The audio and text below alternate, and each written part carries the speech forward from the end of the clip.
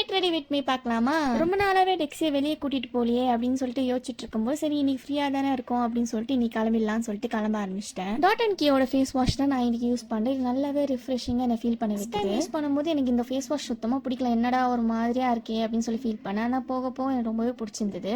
And then my most ஃபேவரட்டான moisturiser. இது ஏன் எனக்கு பிடிச்சிருக்குன்னு தெரியல, நான் ரொம்ப ஹைட்ரேட்டிங்காக என்ன ரொம்பவே பார்த்துக்குது.